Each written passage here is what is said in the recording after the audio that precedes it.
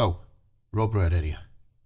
So what I've got here is I'm just compiling my just continue to compiling archives and stick them up on the net and that.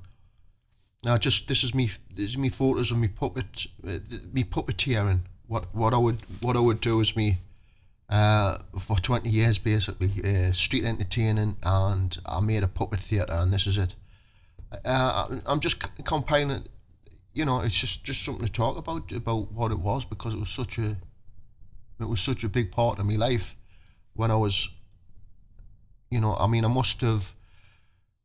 think it goes back all the way to when I was a student. The very first time I went out busking, and I was getting into Bob Dylan and Woody Guthrie.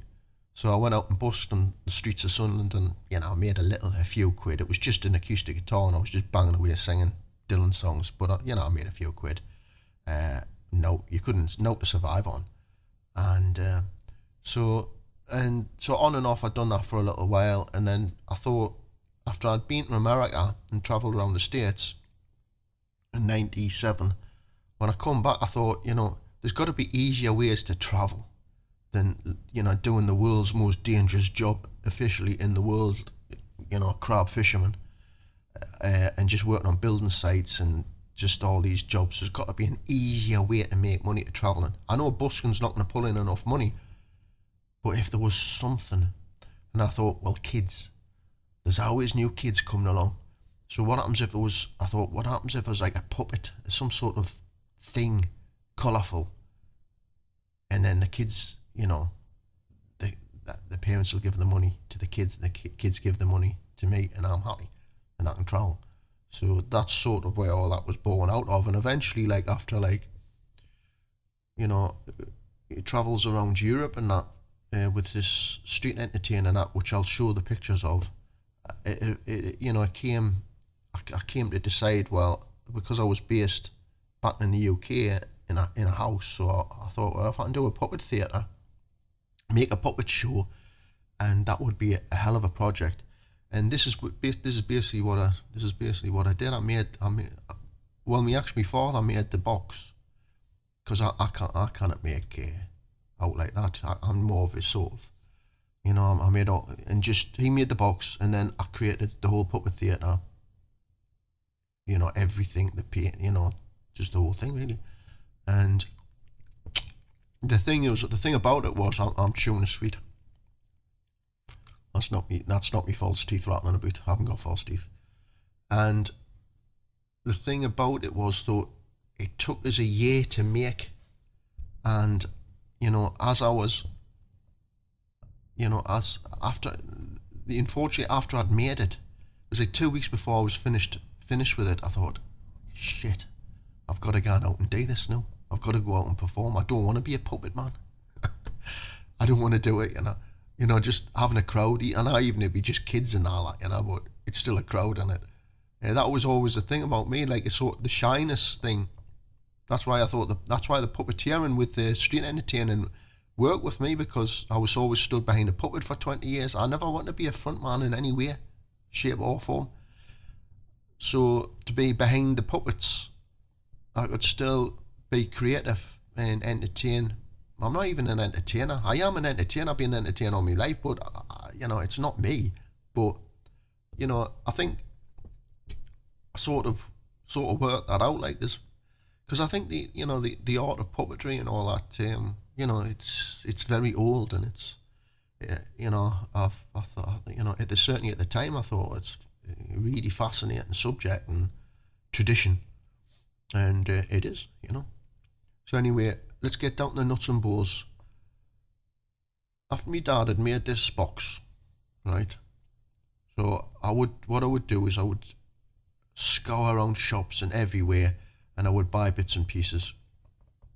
For example, all the curtain bits. There'd be, like shops that would have, the bits of curtain in and the needles and threads. Now, I've always been good with a needle and thread, right? And apparently I get that off my granddad, who was when he was in the Royal Navy during World War Two. The story goes he used to sew the buttons on all the fellas, all the other sailors, when they'd lose the buttons and all that. He would do all this sewing on stuff, and he was making a fortune. And they found, the captain of the ship found they found all this money underneath his sort of stacked away, and he got pulled into to see the captain of the ship and said, "Well, what's going on here? Like, where did he get all this money from?" And he just said he was just sewing buttons on shirts. And I think he probably got to keep the money. He would have made a good little bit. Of course, he's saving the money, doesn't know if he's going to be around for the next, week even. But that sewing thing, I've never had a problem with that, because it's quite it's quite relaxing thing to do, just sit and sew all day. So there was a lot of sewing went on here with me puppet theatre. So this is a bit of carpet. These are like plastic flowers, and you can still get all this sort of stuff now in the pound shops, you sort of plastic leaves and all that. Well, I would pull them off and stick them all on there. Now the puppets themselves, and I done this, I didn't really do this with me rod puppets. One, two, one. That's just booming a little bit, but tough. I didn't really do this with my rod puppets, but what I did with the puppet theatre was I thought I want really sharp characters, so I actually picked these were like soft toys that I would hunt about in the shops for, right? So example, this is a cat. It would have just been a cat, right? So I thought, well, that'll do is a shape to go on a sort of human torso type of thing, and the rest of the fur I would use for its hands and its feet. And this was the xylophone cat. So what he did, he was a rod puppet. Rod puppet is when the arms or the legs or the head will move with like a rod sticking out the back. That's a very, very old tradition of puppetry. So his head moved from side to side, and I would control his arms from the background, and he would play I actually did a whole soundtrack to this, obviously with us being a musician and recording. I wanted it to be, and there's a speaker in here. It was all amplified. I made it, and I've still got it. It's an hour long. I'm not going to say what's going to happen in the future, like with AI, like, but this is kind of going to come to life massively, like. But there was a soundtrack I made, so all the voices, I've done all the voices. Sort of, I'm from a generation where it's Michael Bentine's Potty Time, and all the sort of 1970s stuff, the children's shows, Pipkins, and all, So I was one. That was the entertainment, where it was like traditional, but it was one foot in the past, but one foot in this modern TV program technology. Well, this is what all this was. So it was all a soundtrack, and so this was adapted to be playing the xylophone. These two fellas, these were like, I thought these were like your sort of in the Muppet Show, there'd be them two old grumpy guys sat up on the balcony. Well, that's what these were. These were sort of narrating and discussing about what the acts were that were coming on. You sort of cowls of their judges type of thing. And my hand went through into the back of their heads. Now these were just normal. Again, I just took the heads off and adapted them and made them into mouth moving puppets, sort of a glorified sock puppet, really. And that worked really well. They both animated really well, especially the dog here was, and you've got to get a good character as well. So you look at the puppet, and so as I recall, this fellow was more sort of working class, and this fellow was a bit sort of snooty, older gentleman. But all the once you get the puppet made, then you can look and decide what the character is of the thing. So those were good. So I think that's a good touch, that like them sitting out at the front, because then the sort of at the kids' eye level as well, when the kids are there standing, and so they're they're sort of the in-between guys between what's going on in the puppet show, because the puppet show is up on the screen, so you need to sort of, that was sort of pulling them in more towards that. So it would be an hour long. I think it was about an hour long, which could, which was easy to chop down to 15-minute sections, or depending on what I wanted to do. After I made it and I decided that I didn't want to be a puppet man, I still went out and done it for like a year, and I made my money back, because this cost a fortune to make all this. I had to make the puppet theatre itself and all the wood and all the puppets and everything. So, and all the time, so it cost a bit of amount of money. Always when I'm making stuff, right, or creative art, whatever it is I do creatively, I always think, you get to a point in your life where you think, well, the odds are 99% chance you're not going to become a rock star. You're not going to become this, you're not going to become that. So as long as you get photos. So even though I'd made all this and I was in the back of my mind, I don't know if I want to be doing this for the rest of my life. It's not me really. Like, I knew, well, I'm creating something beautiful. It's like I've just done a video just polishing up me Vespa mod scooter, right? Polishing up the photos for a little video. There's an exact thing. That mod scooter with all the when I painted the Union Jacks on and putting the mirrors on, everything, that was this. It's just being creative and artistic. So I got pictures of the me mod scooter, and I got pictures of this. So you always think, well, I'm not going to be able to carry all this stuff around with us all my life. So make sure you get plenty of photos, because there's the proof that you created something for the world and for you to remember. So when I decided that I wasn't going to be a puppet man, it was like, it was okay, So was it this was one of the shows at a local town, so it was unlike anything else, because I wasn't your Punch and Judy guy, but it was a little bit like that. But I wasn't doing the talking, where you could be more immediate with the kids and the parents and that. The Punch and Judy is when you're doing it live into the audience, you can be, somebody might say something or something, and then you can have an interaction with the public. I didn't think it needed that, and I still don't think it needed that.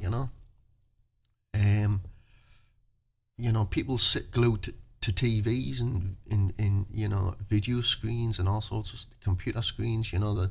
So that wasn't a problem. The soundtrack was good, and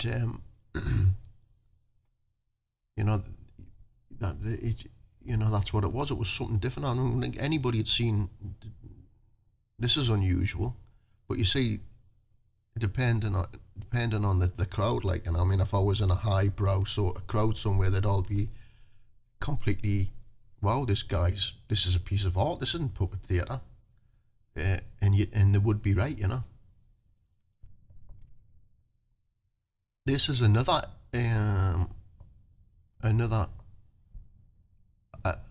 I came up with an idea for, obviously, because I'm doing me rod puppets from my leg. I thought, well, give me leg a rest. I'll create something that's use me arm. So there should be a better photograph in this, I'll show.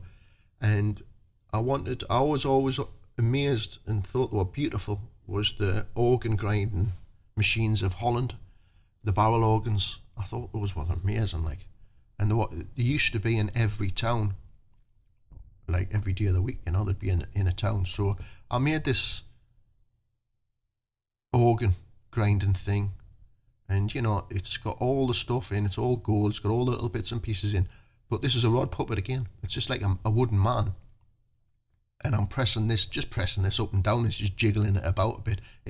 It never moved as good as me dancing rod puppet rabbit rabbits, and then later the robots, because the amount of movement you can get from your knee and your leg, just you can flick the thing about, and there would be like about 10 different sort of moves it would make. Would be remarkable, like how many movements I could get out of just operating a leg rod puppet. But with this just being, I had no it was just from the hand, so it was just literally just the rod jiggling it about a bit.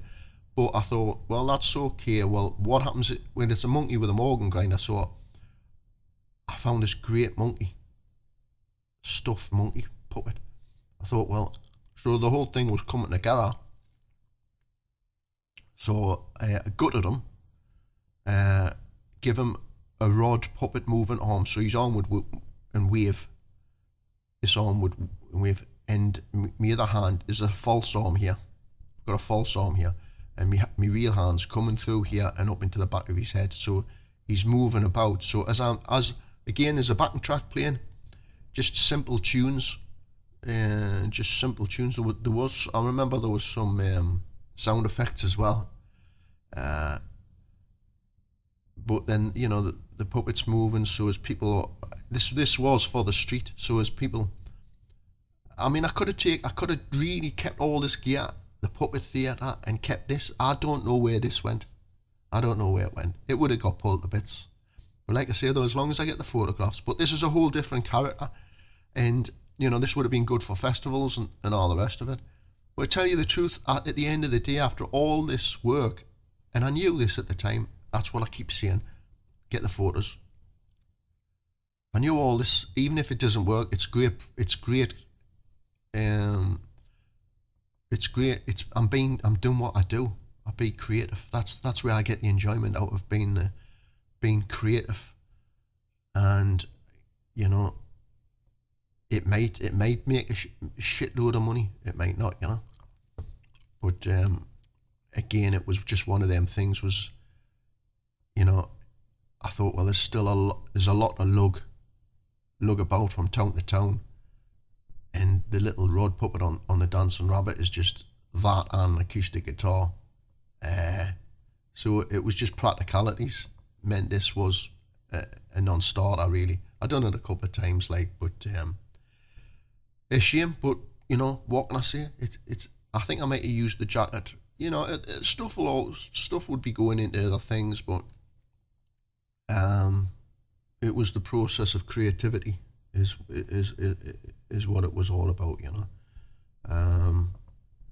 That would be more of a close up of that.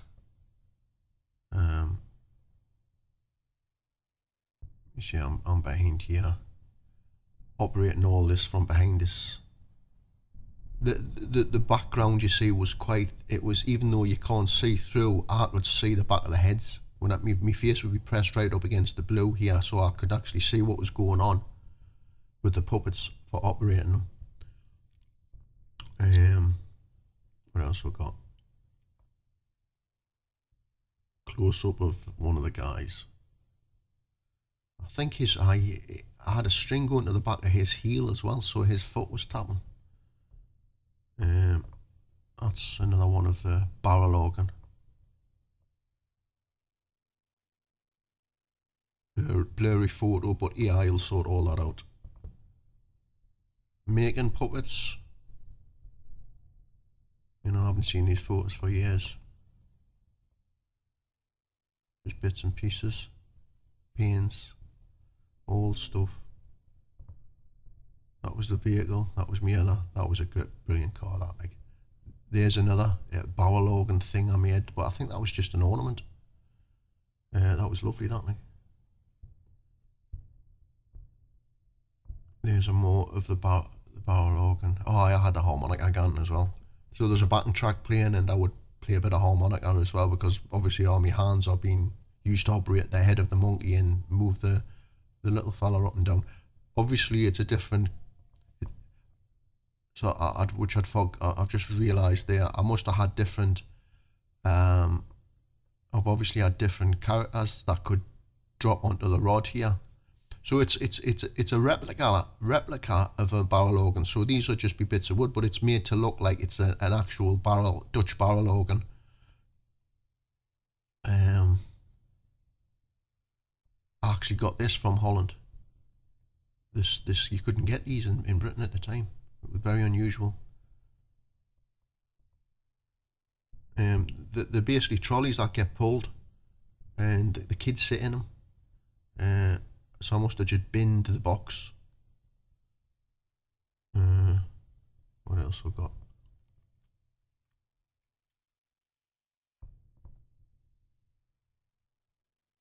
A work in progress. What would he been? This is something. Well, that was he became on one of the puppet theatres. Him. So he's must. I've been using him here for something else. Before he became that. And this is the gang, I suppose, isn't it? You got the whole setup there. Oh, that was, remember that? That was just on a stick. It'd be like a trumpet. In the soundtrack, there'd be like this trumpet sound. So every now and again, he'd come up and blow his trumpet, and he'd go across backwards and forwards and looking like he was looking over at everybody, blowing his trumpet. Ding, ding, ding, ding, ding. So there was stuff happening, and then these heads would be moving. You know, I mean, I'd be stretched. My arms and legs would be stretched all over the place. I remember a fella saying once, "How the hell are you operating? Like, how's his head moving and that's moving across the top?" You know, I'd just be well stretched. You know, you'd have to rehearse it. You know, and obviously I'm carrying a bit of weight, but I was still fit and healthy. Like, so, you know, by the time you got the rod would come down to here, so my hands around here at the back. So, but the whole thing would be like as if there was about 3 people operating it. But it was just rehearsed, you know, to this along to the soundtrack. That's actually one of me street dancing rod puppets there. I must have just put that in the photograph. These are some of the characters that were in it. The monkey here, he hasn't become anything, so he would have became, or he probably had been. I don't know if I think I made the monkey barrel organ after this, like, so.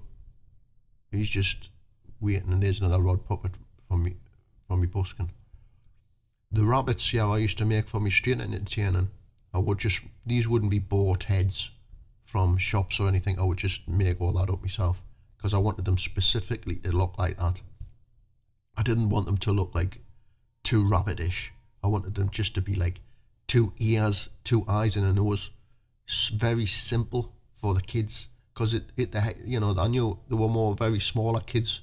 I wanted them to, when the kids are that young, like a real looking rabbit would be a bit scary to them. If it just looks like pointy ears, 2 eyes, and a nose, it's like caricature. It's simple cartoon, and that's and I think that's just it's good thinking, you know.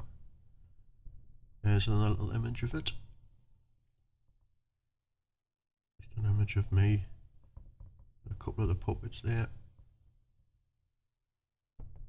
See, that's very, very naively done, but I would have painted the eyes on there. But there's, doesn't. I wasn't. Buying puppets and all that all the time just to, it's a whole naive creation, it's folk art, so you don't, you just do what you feel's right, to get the finished product done, barrel organ there. Obviously I've had this set up for doing it at Christmas, so this is a little little ornaments here. I mean, it's very nice, like. It's all very nice. I mean, again, I think, all the work that went into these things, but, my mind's so creative, my mind is so creative that anybody, any sort of normal person would be like happy with this. Well, this'll do for my life. I can do this like every weekend or every now and again at festivals, and this is an extra bit of money coming in. But my mind's always onto another thing. I'm always onto the next thing, you know, the next creative thing. So that's a bit of a sharper photo.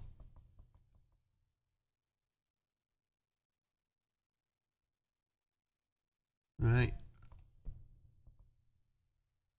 My brother Scott took these photographs. Reluctantly. Looking at his watch saying, oh, fucking hell, yeah, we're going to stand on and take more photographs of you, you know. The back of the Puppet Theatre. He was always a good photographer, Scott, like. He was gifted and he didn't, you know. Should have kept it up, you know. This actually is a photo when I was in Denmark.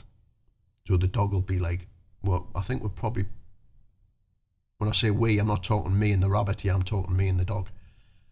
I think we're parked up next to a fjord, and I've just getting a photograph. I've just thought I'll just take a few photographs. So I'm out on a trek across Denmark. It'd be 2009.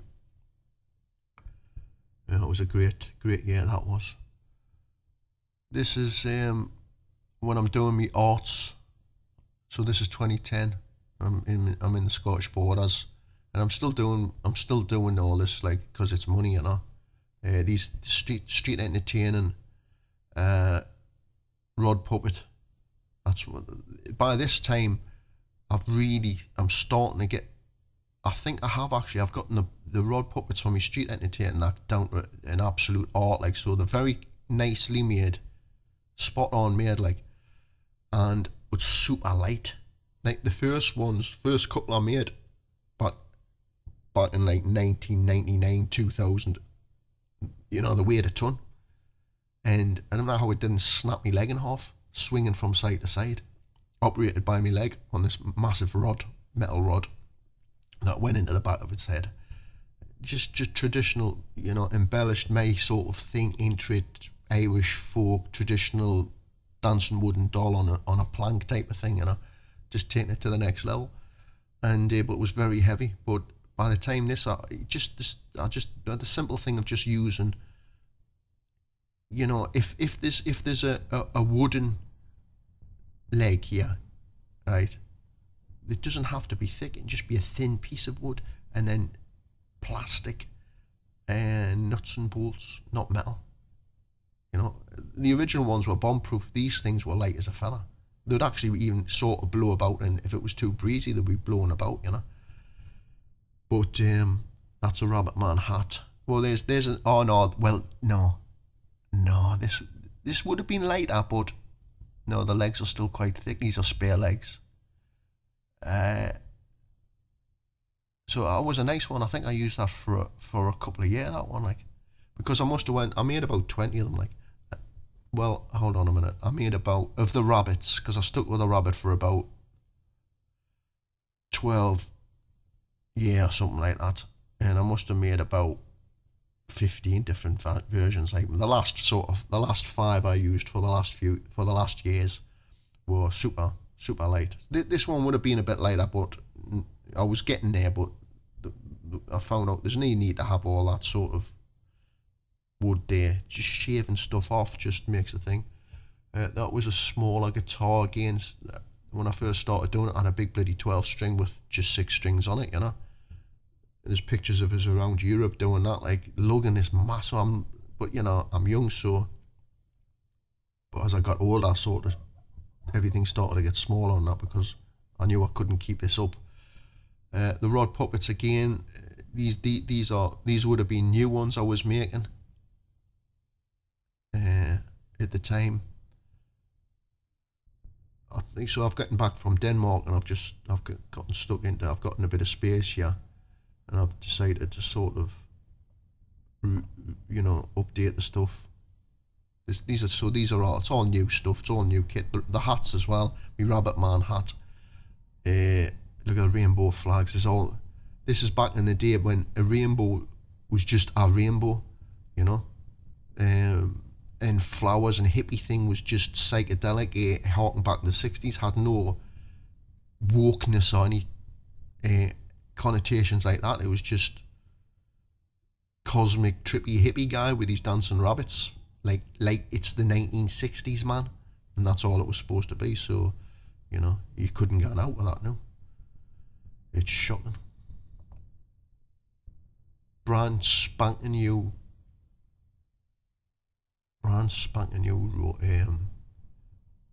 rod puppets. Absolute folk art. And, you know, while I'm making all these and into all this and doing all this, and, you know, I am aware of the tradition that all this is. You know, the history of puppetry. You know, posing for some photographs. Yeah, I stuck these on rod spikes so they would stand up.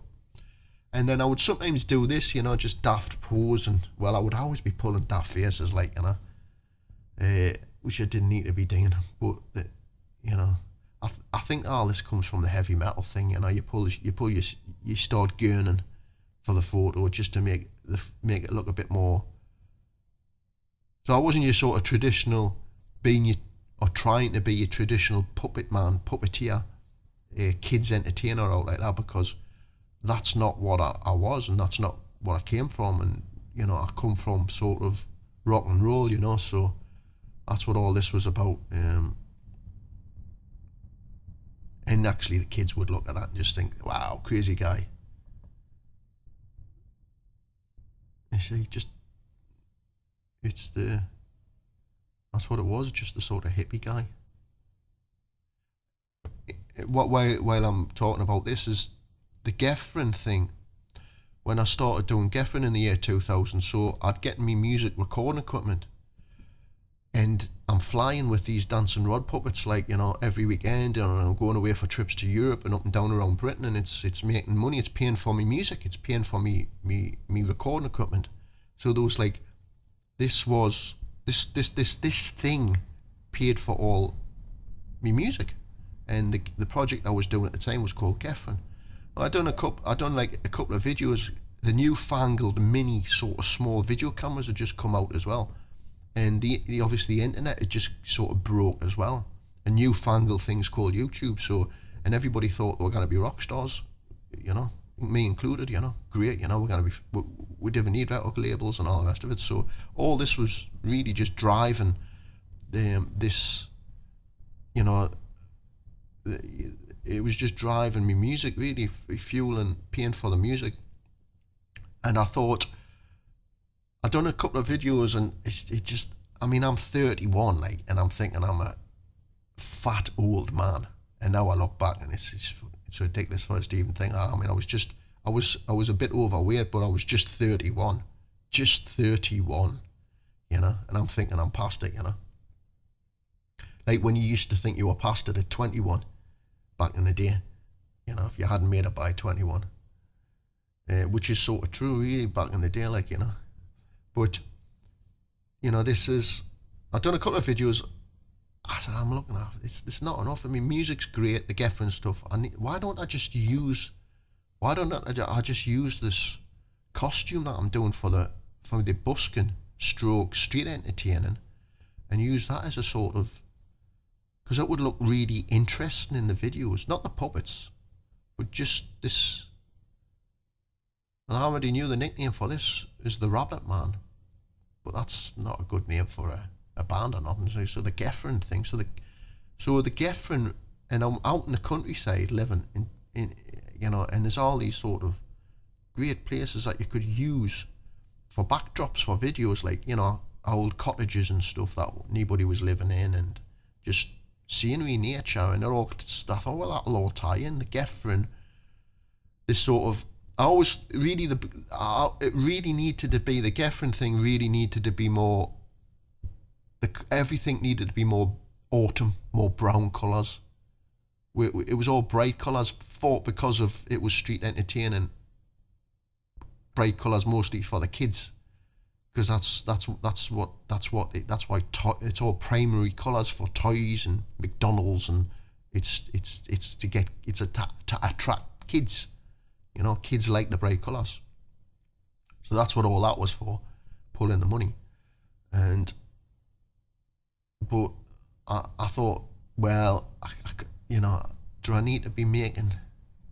So anyway, I didn't make what the costume I thought for the Geffen music videos of this character. I really need to be sort of more pagan, really, with like, just to need it to be like sort of more, not like psychedelic like that. But I didn't. I just thought, I'll just use this. I'll use the costume, and you know, at the end of the day, the Geffen songs are great. It's all great stuff. But I think the videos are good as well. And I think the Geffen thing with this character, you know, in the videos, I think it works because it's just something different, you know. It's just something different, and I wasn't at that age. I wasn't sort of 21, slim, indie guy with a Beatle haircut anymore, you know. So I wasn't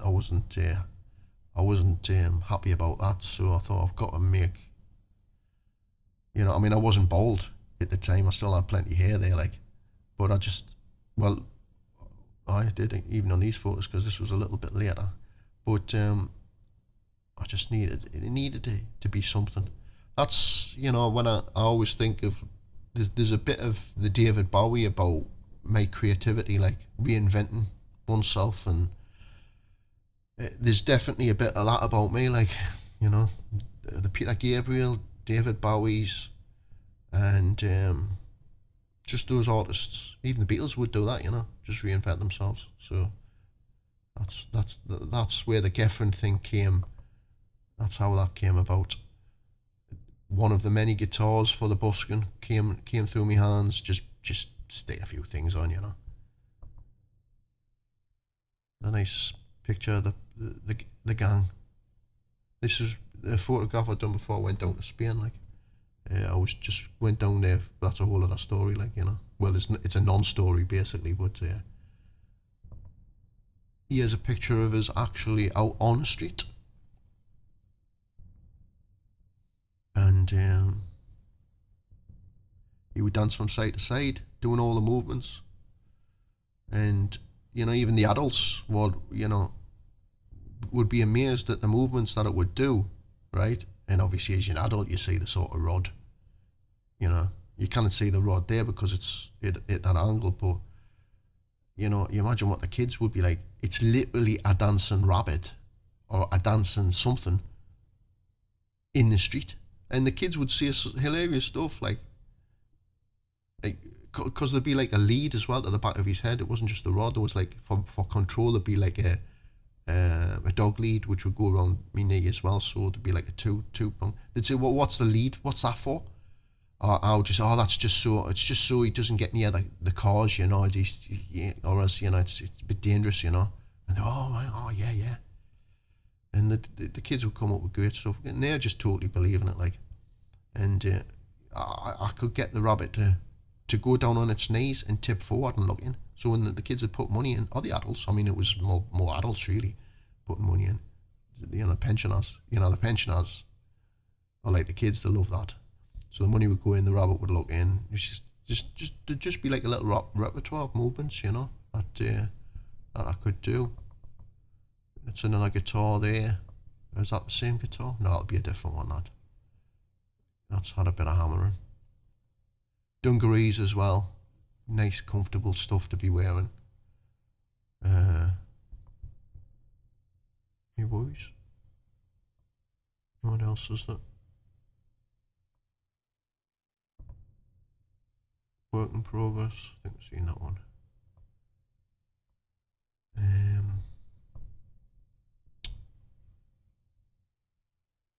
I think there's a lot of these are just repeating themselves. And that's pretty much it, really. A little close up there. That rolled across the stage. Everything's all puppetry. Well, that I don't think she was in this, but that appeared. This is a rod puppet, or did she? She must have. and I'd used this for the House on the Hill video, the Geffen, that puppet. And that's it. Thumbs up to Mr. Rob Redhead for his creativity and colourfulness. And I never became a puppet man, but I was a sort of street entertainer puppet man for many years. But it was all good. It was all good fun at the time. And that's that. Thanks for watching.